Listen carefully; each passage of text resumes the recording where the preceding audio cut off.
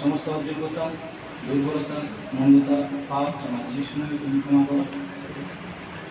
আমার বাক্য যা পাঠ করছি যা শ্রবণ করেছি তা বুঝতে গ্রহণ করতে সাহায্য করবে। কারণ তোমার বাক্য আমাদের আত্মার খাদ্য, সেই খাদ্য গ্রহণ করতে এবং সেই মতো চলতে প্রত্যেককে সাহায্য করবে। তোমার হাতে আমরা সমর্পিত করি, প্রত্যেকে তোমার দিকে মনোযোগ দিয়ে সাহায্য করবে। ন্যায্য আচরণ, দয়ায় অনুরাগ ও নম্রভাবে তোমার ঈশ্বরের সহিত গমনাগমন ইহা ব্যতি রেখে সদাপ্রভু তোমার কাছে আর কিসের অনুসন্ধান করেন, কিসের অনুসন্ধান করেন। আর আমরাও অনুসন্ধান করি কার কাছে? ঈশ্বরের কাছে। আমরা অনুসন্ধান করি ঈশ্বরের কাছে, যে ঈশ্বরকে অনুসন্ধান করি, যে ঈশ্বরকে তিনি কোথায় কোথায় গেলে তাকে দেখা পাবো, কোথায় গেলে তাকে পাবো।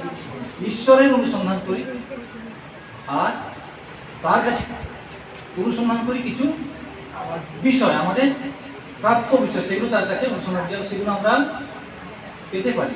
ঈশ্বর তেমন আমাদের কাছে কিছু অনুসন্ধান করি। এখানে সে কথাই বলা হচ্ছে মিকাতে সে ভাবাদী তিনি আমাদের জানাচ্ছেন যে ঈশ্বরও আমাদের কাছে কিছু অনুসন্ধান করেন।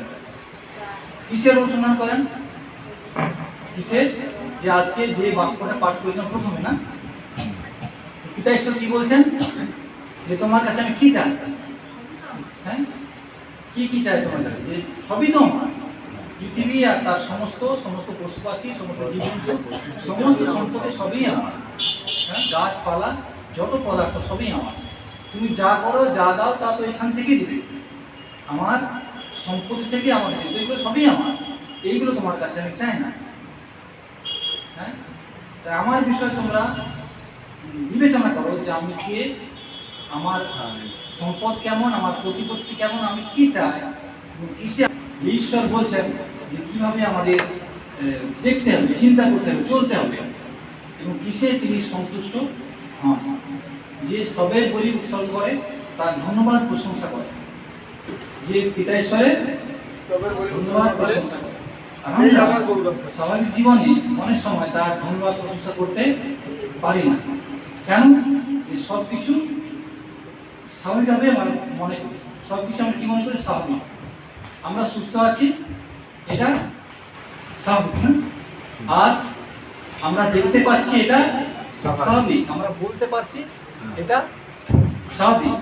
আমরা বলতে পারছি, এটাও স্বাভাবিক। আমরা চলতে পারছি, এটাও স্বাভাবিক। সব কিছুই এটা আমাদের কাছে খুবই স্বাভাবিক, খুবই সাধারণ বিষয়। এইগুলো অসাধারণ কিছু নয়, কোনো কিছুই অসাধারণ নয়। তাই এগুলো নিয়ে যে ঈশ্বরকে ধন্যবাদ দেবো, প্রশংসা দেবো, এটা আমরা ভাবিনি। একটা দিন আসে, একটা দিন চলে যায়, নতুন দিন নতুনভাবে আসে, আর সেগুলো আমাদের কাছে স্বাভাবিক। সেগুলো আমরা কখন ভাবি না এগুলো নিয়ে যে আমরা ঈশ্বরকে ধন্যবাদ প্রশংসা করতে পারি। আমরা সুস্থ আছি, স্বাভাবিক আছি, সুন্দর আছি, কোনো অসুবিধা নেই, আর এগুলোকে আমরা স্বাভাবিকভাবেই মনে করি। এগুলো নিয়ে আমরা কখনো ঈশ্বরকে ধন্যবাদ প্রশংসা করি না। আর যা কিছু আমরা পাই এই জীবনে, সম্পত্তি, সম্পদ, প্রতিপত্তি বা যা কিছু, যা স্থাবর অস্থাবর যা কিছু, এগুলো সবই আমাদের আসে বা আমরা অর্জন করি বা আমরা অর্জন করতে চাই। আর এগুলো আমরা বিশেষ করে মনে করি না যে এগুলোর জন্য ঈশ্বরকে ধন্যবাদ দিই। কিন্তু ঈশ্বরের কাছে যখন আসি, তার বাক্য যখন পাঠ করি, তার প্রতি মনোযোগ করি, তাকে দেখি, তার দিকে তাকাই, আর তখন বুঝতে পারি যে এগুলো সবই তার, সবই তার। তার আমার এই জীবন সেটাও তার, আমি এই যে আছি, যে অবস্থায় আছি, সবই তার। যখন বুঝতে পারি সবই তার, তখন তাকে ধন্যবাদ দিই যে পিতা ঈশ্বর, সবই তুমি আমাকে দিয়েছিলে, সবই তোমার। আর তাই তিনি পঞ্চাশের গীতে বলছেন যা কিছু, যে এগুলো আমি তো তোমাদের কাছে চাই না, এইগুলো আমি তোমাদের কাছে চাই না, তোমাদের কাছে কি চাই সে বিষয়ে তোমরা বিবেচনা করো, সে বিষয়ে তোমরা বিবেচনা করো। আর এইগুলো তোমরা করেছো, কি করেছো, যেটা আলোচনা করছিলাম, করা হয়েছিল যে এইগুলো তোমরা করেছো, এই সমস্ত তোমরা করেছো, এই সমস্ত কাজের প্রতি তোমরা মনোযোগ করেছো, এই সমস্ত লোকের প্রতি তোমরা একসঙ্গে ভিড়েছো না, যারা ওগুলো করছে তোমরা তার সঙ্গে সেগুলোতে মন্দ বিষয়ে মুখ বাড়িয়ে নিয়েছো, মন্দ কর্মে যুক্ত হয়েছে, মন্দ সঙ্গীতে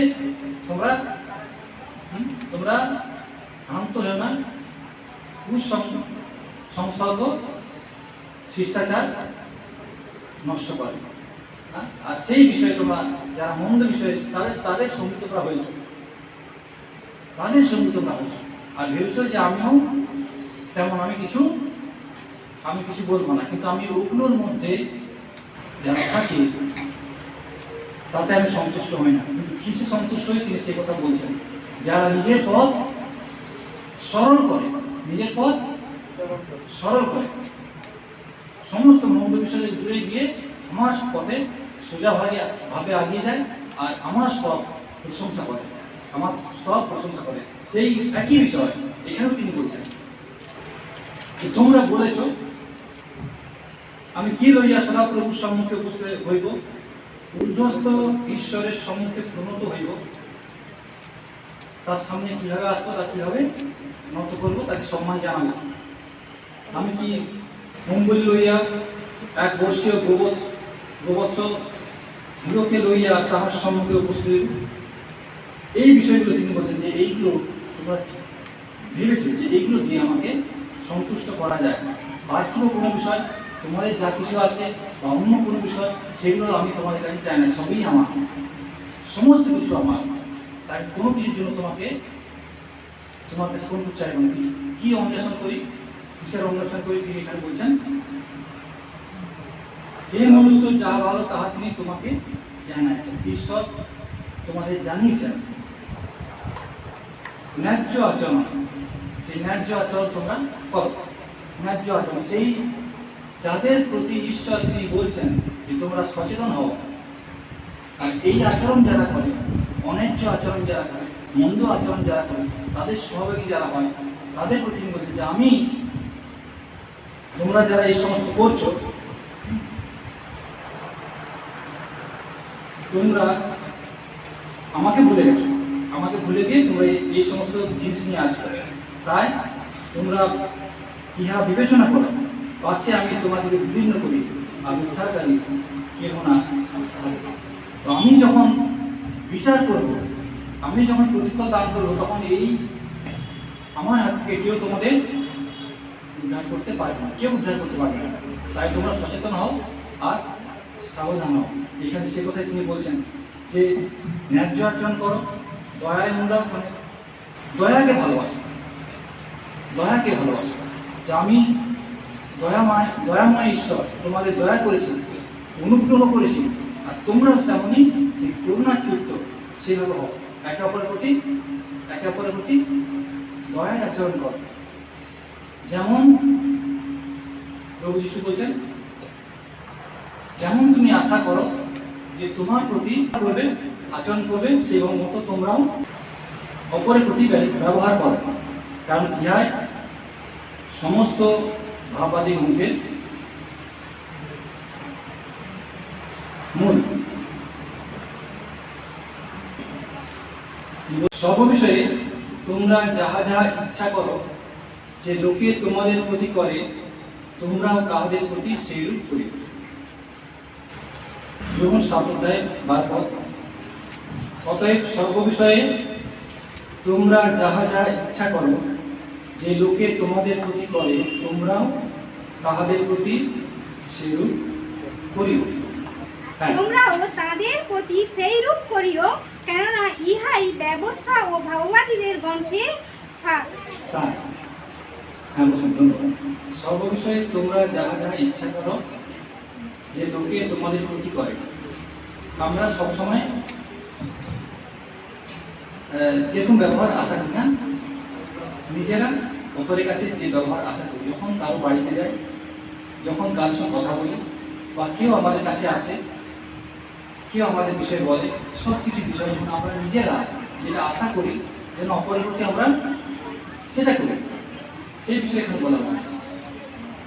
যদি আমরা চাই যে কেউ আমাকে সম্মান করবে, যেন আমরা অপরকে সম্মান করবো। কেউ যদি চায় যে আমাদেরকে ভালোবাসলে, অপরকে যেন আমরা ভালোবাসি। এইভাবে তুমি বলছো যে যেমন তুমি চাও লোকের কাছ থেকে ব্যবহার, তেমন তুমি তাদের প্রতি সেই করো, কেননা ইহাই ব্যবস্থা আর ভাববাদী গ্রন্থের সার।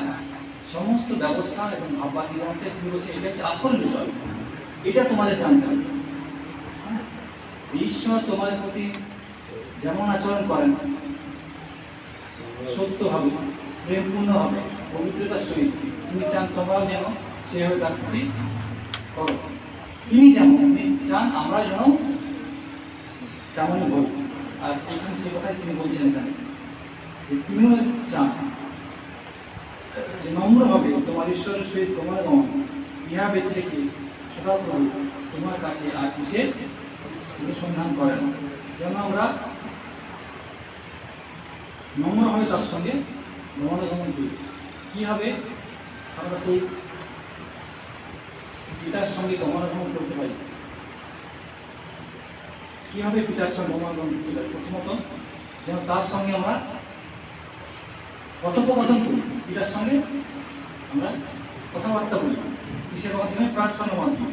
প্রার্থনার মাধ্যমে আমাদের কথা সকল তাকে আমরা জানাই, তার সঙ্গে সম্পর্ক স্থাপন করি, এবং তার সঙ্গে যেন আমরা সহভাগিতা রাখি।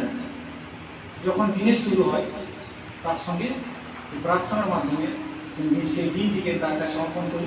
যখন কাজের মধ্যে থাকি, তখনই তার সঙ্গে কথা বলি, তার সঙ্গে যেন আমাদের সম্পর্ক থাকে। যখন দিনের শেষ হয়, সেই দিনটিকে তার কাছে আমরা সমর্পণ করি, ধন্যবাদ সমর্পণ সহকারে দিন আমরা শেষ করি। আর তার ইচ্ছা যেন আমরা পালন করি, তার ইচ্ছা যেন আমরা পালন করি। আমোস তার 3 অধ্যায় 3 পদে বলা হচ্ছে, এক পরামর্শ না হইলে দুই ব্যক্তি কি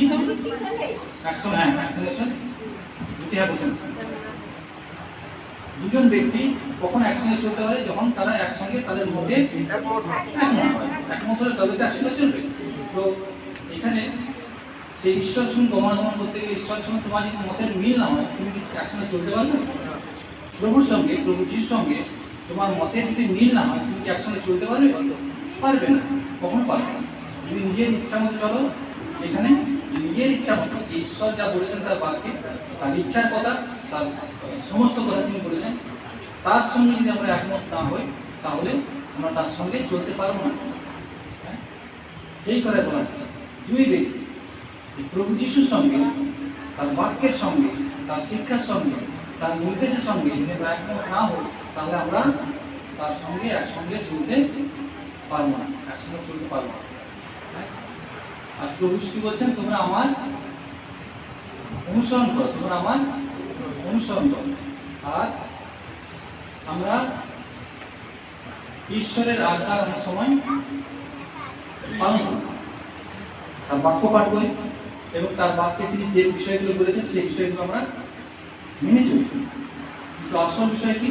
আমাদের জীবন যে প্রভুকে অনুসরণ করতে হবে, প্রভু যিশুকে অনুসরণ করতে হবে, ঈশ্বরের অনুসরণ করতে হবে।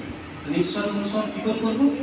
ঈশ্বরকে কেউ কখনো দেখেনি, কিন্তু প্রভু যিশু সেই পিতাকে আমাদের কাছে প্রকাশ করেছেন। তিনি বলছেন, আমার আজ্ঞা যদি পালন করো তাহলে তোমরা আমার সঙ্গে থাকবে, পিতাও তোমাদের সঙ্গে থাকবেন। আমাদের তিনজনে মানে এক সহযোগিতা থাকবে, আমরা একসঙ্গে চলতে পারবো, একসঙ্গে তার সেই আলোতে, তার সেই জ্যোতিতে, তার সেই জীবনের পথে আমরা চলতে পারবো যদি তার সঙ্গে একমত হই।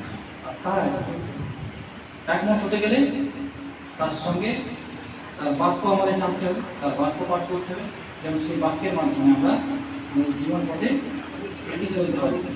হ্যাঁ, এই কথা এখানে বলা হচ্ছে যে যেমন তার বাক্য আমরা পালন করি, আর তার বাক্য যখন পালন করি ঈশ্বরের সেই আত্মা আমাদের সাহায্য করেন যেন সেই কাজকে আমরা চলতে পারি। আর যখন আমরা তার সঙ্গে চলি নিজেদের গুরুত্ব আমরা বুঝতে পারি, যখন প্রভুর সঙ্গে আমরা চলি নিজেদের গুরুত্ব আমরা বুঝতে পারি যে আমরা তার সন্তান, না আমরা তার সন্তান, তার বাক্য মেনে চলছি, তার বাক্যে বাধ্য হচ্ছি, তার বাক্য অনুযায়ী চলছি, আমরা তার সন্তান এবং তিনি আমাদের সঙ্গে সঙ্গে আছেন। তাই যে কোনো পরিস্থিতির মধ্যে পড়ি, যে কোনো অবস্থার মধ্যে পড়ি, এই বিশ্বাস, এই আস্থা আমাদের সঙ্গে থাকে যে তিনি আমাদের সঙ্গে সঙ্গে আছেন এবং তার আনন্দ, তার প্রেম, তার নিশ্চয়তা, তার নিরাপত্তা তিনি আমাদের দান করেন। তাই যখন যে পরিস্থিতি হোক আমাদের জীবনে, দুঃখ আসুক, হতাশা আসুক, যা কিছু আসুক, কখনো আমরা ভয় পাবো না, তিনি আমাদের সঙ্গে সঙ্গে আছেন, কারণ আমরা তার বাক্য মেনে চলি। হ্যাঁ, আর যখন আমরা তার বাক্য মেনে চলি তখন আমরা তারই মতো করি, তারই মতো হয়ে উঠতে পারি। না, প্রভু যিশুর বাক্য যখন মানি, তার অনুসরণ যখন আমরা করি, তখন সে প্রভুর মতো আমরা তার সমরূপ হয়ে উঠতে পারি। প্রভু যিশু বলছেন যে আমার কাছে এসো, আমাকে শিক্ষা নাও, আমার জয় তুলে নাও, হ্যাঁ, আমারই মতো আমার প্রসাদ অনন্ত জীবন পাইবার জন্য আমি কিরূপ সৎকর্ম করিব, কি কাজ করব। এইখানেও কি কাজ করতে হবে ঈশ্বর আমাদের বলেছেন। না, সে কহিল কোন কোন আজ্ঞা? প্রভু যিশু বললেন যে আজ্ঞা সকল তুমি পালন করো। সে বলল যে কোন কোন আজ্ঞা? যিশু বলিলেন এই এই কি কি যা লেখা রয়েছে, নরহত্যা করিও না, ব্যভিচার করিও না, চুরি করিও না, মিথ্যা সাক্ষ্য দিও না, পিতা ও মাতাকে সমাদর করিও এবং তোমার প্রতিবেশীকে আপনার মতো প্রেম করিও।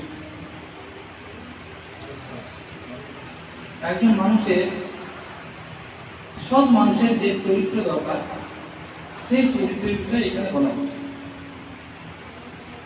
ভালো মানুষ যখন এই সমস্ত ঈশ্বরের যে 10টি আজ্ঞা আছে, সে আজ্ঞা যখন পালন করে তখন তার কি কি বাকি থাকে। এই 10টি আজ্ঞা যদি আপনি দেখেন তার মধ্যে সবই রয়েছে, সব কিছুই রয়েছে, কিন্তু হ্যাঁ, কিন্তু একটি বিষয় যে এই আজ্ঞার যে মধ্যের বিষয়, মূল বিষয়, সেই বিষয়টা মানুষ অনেক সময় দূর করে দেয়, মানে ভুলে যায়। আর সেই সময় সেটা হয়েছিল যে ফরিসি আর সদ্দুকি যে সম্প্রদায় যা তারা ছিল, তারা এই ব্যবস্থা সব কিছু পালন করত, সব কিছু পালন করত, যা কিছু প্রভু বলছেন ব্যবস্থা পালন করো। আপনাকে তিনি বলছেন কোন কোন আজ্ঞা? আজ্ঞা পালন করো। কোন আজ্ঞা? তিনি বলেন সেই তো আজ্ঞা, নরহত্যা করি না, ব্যভিচার করি না, চুরি করি না, মিথ্যা সাক্ষ্য দিও না, পিতা ও মাতাকে সমাদর করিও, তোমার প্রতিবেশীকে আপনার মতো প্রেম করো। সমস্তই তিনি করেছেন। এখানে তিনি বলছেন সেই যুবক তাহাকে কহিল আমি এই সকলেই পালন করিয়াছি, আমি সব কিছুই পালন করেছি। অর্থাৎ ঈশ্বর যে 10টি আজ্ঞা দিয়েছেন, সব 10টি আজ্ঞায় আমি পালন করেছি। আমরা যদি আমাদের দিকে তাকাই, ঈশ্বরের 10টি যে আজ্ঞা, সেই 10টি আজ্ঞাকে আমরা পালন করেছি। প্রথমত করেছি কি? হ্যাঁ, মানুষ করতে পারেনি। না, এই প্রভু যিশু যদি আমাদের বলতেন এই আজ্ঞাগুলো তুমি পালন করো, আমি কি তাকে বলতে পারতাম যে প্রভু এই আজ্ঞাগুলো আমি পালন করেছি? বলতে হয়তো পারতাম না, যে কোনো না কোনোভাবে 10টি আজ্ঞা যদি আপনি দেখেন, যাত্রা পুস্তকে লেখা রয়েছে 10টি আজ্ঞা, দেখবেন কোনো না কোনোভাবে এখনই এই সময়ের মধ্যে আমরা সেই কোনো না কোনো আজ্ঞা আমরা পালন করতে পারিনি। তাহলে যদি না পেরেছি তাহলে কি আমরা ঈশ্বরের সঙ্গে সঙ্গে চলছি? তাহলে তার আজ্ঞা মানছি, তার পথে চলছি, তার সঙ্গে এক সহমত হয়েছি? হয়নি। আর যদি সহমত না হয়েছি তাহলে তার পথ একদিকে আর আমাদের পথ একদিকে। তার সঙ্গে সহমত যদি না হয়েছি, প্রভু যিশুর পথ একদিকে আর আমাদের পথ, প্রভু যিশুর পথ কোন দিকে? তিনি বলছেন আমি কোথায় যাচ্ছি? পিতার কাছে যাচ্ছি। কোথায় যাচ্ছি? পিতার কাছে যাচ্ছি। তার পথ সেই পিতার কাছে। তিনি বলছেন পিতা যে আজ্ঞা দিচ্ছেন সেই আজ্ঞা আমি পালন করি, পিতা যে কথা বলেছেন সেই কথা তোমাদের বলি, পিতা যা করতে বলেছেন, যা আমাকে দেখিয়েছেন তা আমি তোমাদের কাছে করি। তাই আমার পথ সেইখানে, আমি সেখান থেকে এসেছিলাম আর আমি সেখানেই যাচ্ছি। হ্যাঁ, সেখানেই যাচ্ছি। তোমরা এখন জগতে দুঃখ পাচ্ছ, শিষ্যদের বলছেন এখন ক্লেশ পাচ্ছ, কিন্তু তোমাদের সেই দুঃখ আনন্দের পরিণত হবে। আমি যখন উত্থাপিত হব আর তোমাদের সঙ্গে মিলিত হব, তোমাদের দেখা দেবো, তোমাদের দুঃখ আনন্দে পরিণত হবে, তোমাদের চোখের জল উল্লাসে পরিণত হবে। হ্যাঁ, এখন জগৎ আনন্দ করছে আর তোমরা দুঃখ করছো, তখন তোমরা আনন্দ করবে। হ্যাঁ, তখন তোমরা আনন্দ করবে, তোমাদের সমস্ত দুঃখ দূর হবে, সমস্ত কষ্ট দূর হবে, সমস্ত চোখের জল দূর হবে, কারণ আমি সেখান থেকে এসেছি আর সেখানে আমি যাচ্ছি, সেখানে আমি আমার পথ সেখানে। যিশুর সঙ্গে সহমত আমরা হই তাহলে আমাদেরও তারই সঙ্গে পথ হতে হবে, সেইখানে হচ্ছে পিতার কাছে, পিতার দিকে, সে পিতার কাছে আর পিতার দিকে। হ্যাঁ, পিতার কাছে পিতার দিকে।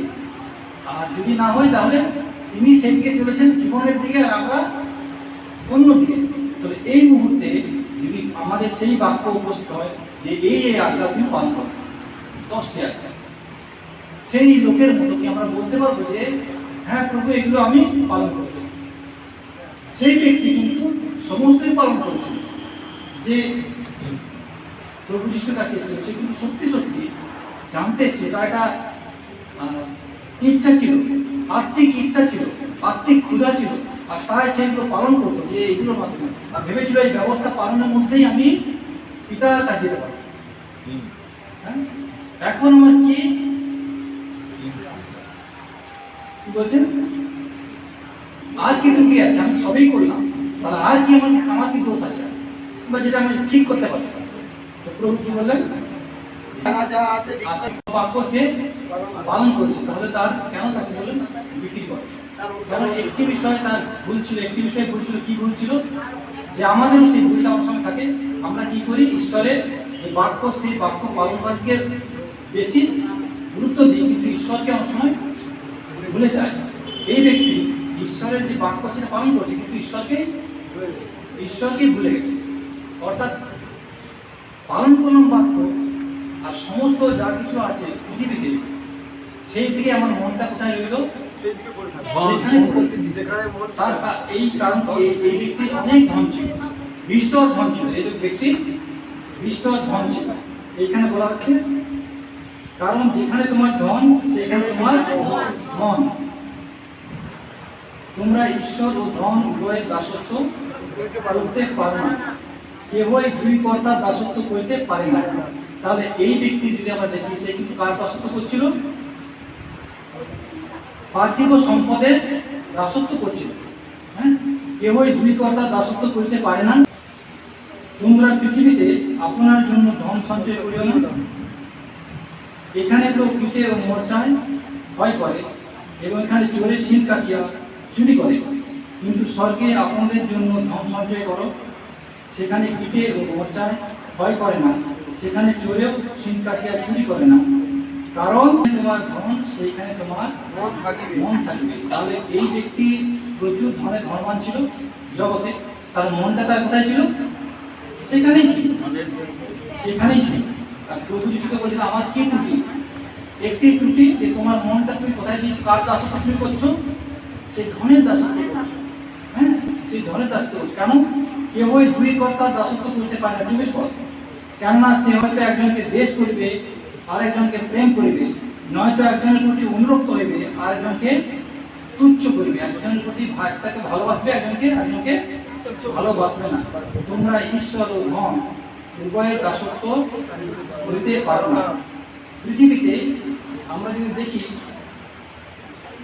দুইজন প্রভু আছে, দুজন প্রভু। হ্যাঁ, একজন কি, যাকে আমরা সদাপ্রভু বলি, সদাপ্রভু ঈশ্বর তিনি। আরেকজন কে আছে, জাগতিক সম্পদ। মানুষের কাছে প্রভু কজন? দুজন।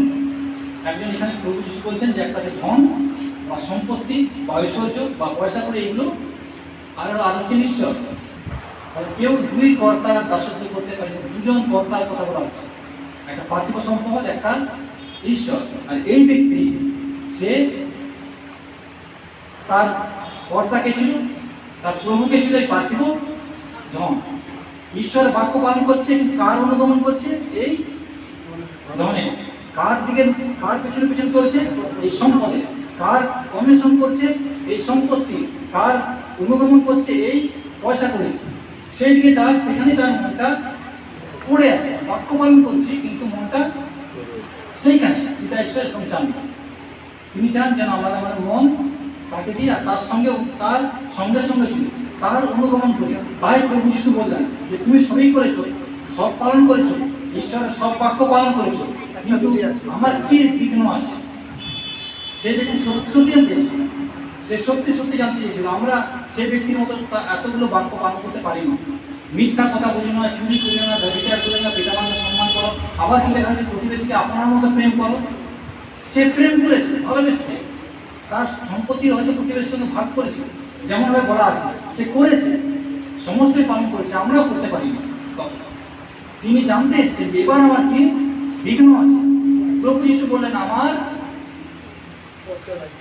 আমার পশ্চাতে এসো, আমার অনুসরণ করো, আমার সঙ্গে সঙ্গে চলো। ঈশ্বর আমাদের কাছে এই বিষয় চান যেন আমরা